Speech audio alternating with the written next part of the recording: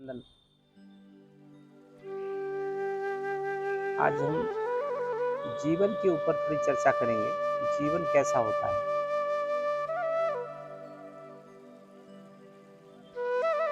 मनुष्य का जीवन लगता है तो आसान जीवन है, सरल जीवन है। इसको आसान बनाने के लिए मनुष्य जो है अनेक प्रकार के उपाय करता रहता है, सुख को इकट्ठा करता रहता है। कभी खाने का सुख मिलने वाला सामान खरीदता है, कभी कपड़े को शरीर को पहनाने वाला खरीदता है, कभी बढ़िया मकान बनाता है, कभी बढ़िया बगीचा बनाता है, कुछ बनाता है ताकि सुख मिले। लेकिन वो ये बात को नहीं जानता, ये जीवन ही संघर्ष का है। जब से जन्म लेता है और जस जस बड़ा होता है जीवन, तब तक उसको संघर्ष करने की चुनौती आती है, सामान्य आती है। उसको सामना न करके वो उसको इग्नोर कर देता है, मतलब ध्यान नहीं देता जीवन को। और धीरे धीरे जीवन जो है, जब इस संसार में आए हैं तो कठिनाइयां बहुत हैं, संघर्ष है। परिवार के अंदर रहो, फिर बाहर निकलो, बाहर का जो संघर्ष है, पढ़ने गए तो वहाँ का संघर्ष है, फिर नौकरी का संघर्ष है, फिर कमाने लगे तो फिर और लोगों का संघर्ष रहता है, फिर परिवार बन जाता है तो परिवार का संघर्ष है। मतलब वो जीवन जब तक रहेगा आपके पास, तब तक वो कठिनाइयां चुनौतियों का रहता है। और ये केवल मनुष्य का नहीं है, ये परमात्मा के साथ भी जुड़ा है। जब महाभारत में महादानी कर्ण का अर्जुन ने सर काट दिया, बड़े भाई का, तो उसने भगवान कृष्ण से प्रश्न किया, हे प्रभु, मेरा क्या दोष? विधवा अवस्था, मतलब कुंवारी अवस्था में मैं माँ के कोख से जन्म लिया, विवाह नहीं हुई माँ का, तो मेरा जन्म हो गया, मुझे फेंक दिया गया, सूत पुत्रों ने पाला। पहला तो मेरे देश मेरा पिता नहीं, कोई मुझे पिता नहीं कहने वाला, मैं पिता नहीं लिखता था। कर्ण कहता था मेरा कोई पिता नहीं, मैं कभी ऑथेंटिक ढंग से पिता नहीं लिखा।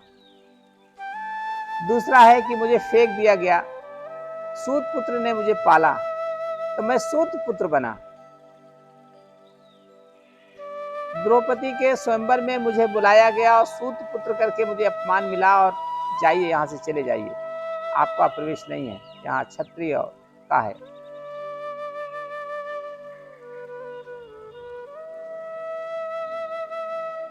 गुरु द्रोणाचार्य ने मुझे पढ़ाने से मना कर दिया कि आप क्षत्रिय नहीं, मैं क्षत्रियों को शिक्षा देता हूँ, आप क्षत्रिय नहीं है, तो इसलिए हम आपको शिक्षा नहीं दे सकते। तो उन्होंने मेरा अपमान किया। माता कुंती शुरू में बताया भी नहीं अपने पांडव पुत्रों को, जब महाभारत की लड़ाई तैयार हो गई तब बताया। मेरी माँ भी मेरे पास नहीं, मेरे पिता भी मेरे पास नहीं, सब कुछ मेरे पास, मेरी मदद देने के लिए कोई था नहीं, केवल दुर्योधन ही मेरा पक्ष लेता था।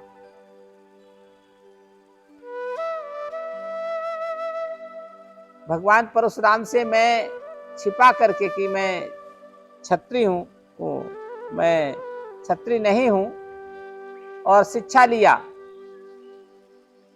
तो लेकिन उनके अपने गोद में उनको मैं आराम करा रहा था, तो एक कीड़ा मेरे जंघे में काट लिया था, खून का स्राव हो रहा था इतना ज्यादा कि भगवान परशुराम की नींद खुल गई, खून से लथपथ हो गया शरीर, अब मैं ऊह नहीं किया। तो मुझे जान गए कि ये क्षत्रिय है, और धोखा से या और बता करके मेरी विद्या ग्रहण किया है। उन्होंने श्राप दिया था कि अंतिम समय में जब संकट का समय आएगा तो मेरी ये विद्या पढ़ाई भी आपको काम नहीं आएगी, ये मेरा श्राप है।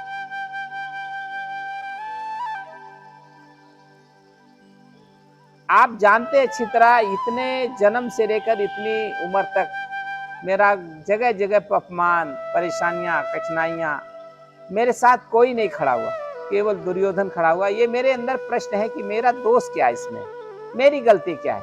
जन्म लेने से लेकर आज अंतिम समय मेरा है।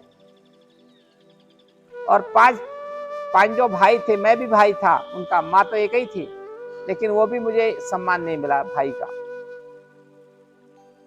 तो मेरे जीवन में कहाँ कमी रही? मैं जन्म तो लिया, मेरा दोष कहाँ है?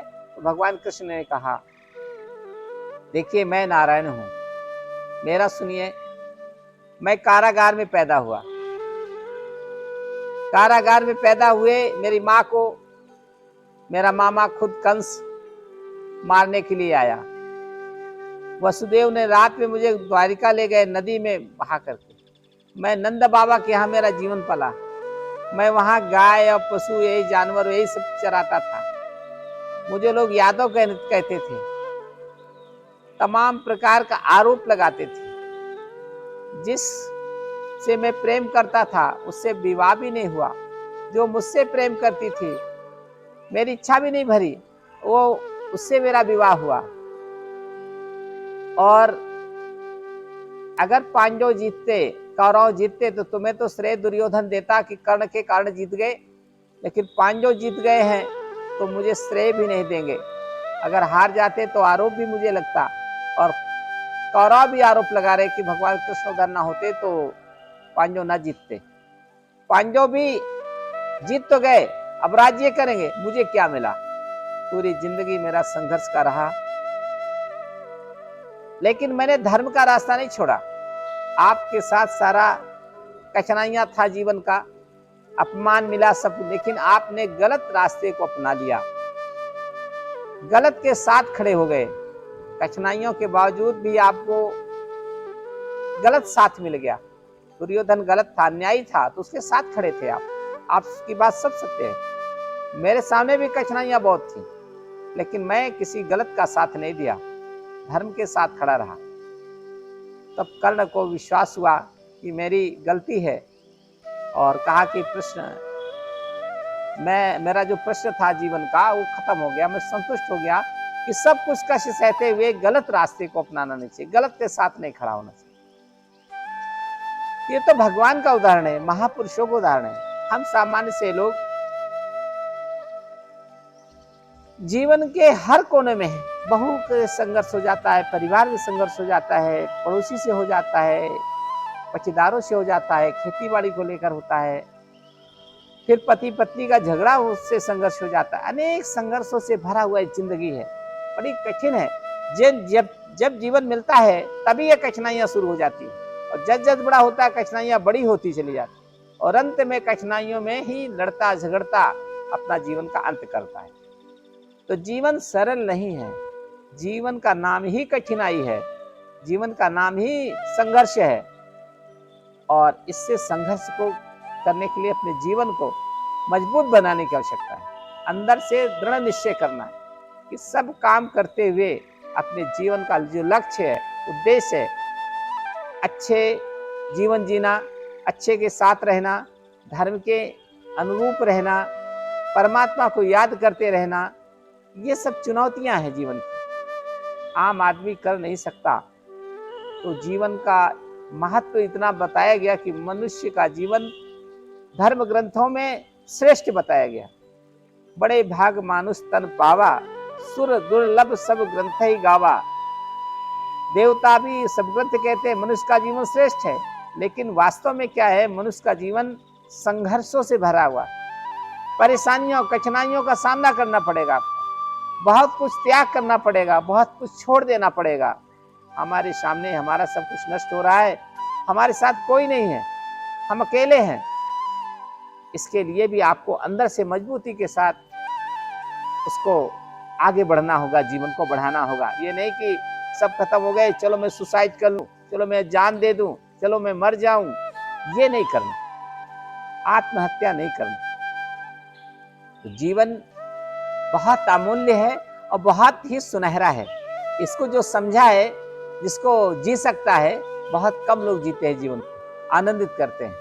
संकट मुसीबतों में भी खुशी रहना, आनंदित रहना। परेशानियां हैं, लेकिन उसको परेशानियों को चढ़ने नहीं देना सर पे, क्योंकि तो आगे भी परेशानी है। आज शादी हो गई, खुशी आ रही, कल परिवार हो गया, बच्चे हो गए, अनुशासन नहीं मानते, इधर उधर चले जाते हैं, कष्ट होने लगा। तो ये सब कुछ आएगा आपके सामने। आज माता पिता है, कल माता पिता नहीं रहेंगे, आज भाई है, कल भाई अलग हो जाएगा, मतलब सब कुछ अलग थलग हो जाएगा। यही सत्य है जीवन का, और इस सबसे निपटना है आपको। इस सबसे कैसे आप बढ़ेंगे? तो ये जब परमात्मा की कृपा होगी, ईश्वर आपका आशीर्वाद देगा, तो आशीर्वाद देगा, परमात्मा देगा, तब आपके अंदर ये शक्ति आएगी और जीवन को हर मुसीबतों का सामना आसानी से कर सकेंगे। लेकिन आप ईर्ष्या, द्वेष, जलन और गलत लोगों को साथ देंगे, गलत काम करेंगे, तो निश्चित परमात्मा आपको देगा नहीं। फिर आप जीवन की समस्याओं से, जीवन के ये जो पहाड़ जैसी चुनौतियां हैं, इसको जीत नहीं पाएंगे। आपको परमात्मा से यही प्रार्थना हम सबको करनी है, हे परमात्मा हमें, हे ईश्वर, हे सर्वशक्तिमान, हमें शक्ति दो, हमारे अंदर समझ दो कि हम जीवन को, अपने जिंदगी को समझ लें, और अपने समझ कर के जो हमारे सामने चुनौतियां हैं, जो चैलेंज है, उसको हम कैसे दूर कर सकते हैं और अपना जीवन सफल और सार्थक कैसे बनाएं, अपना जीवन हमारा कैसे शुद्ध सात्विक बना रहे और जीवन को सफल और पूर्ण सार्थक बनाएं।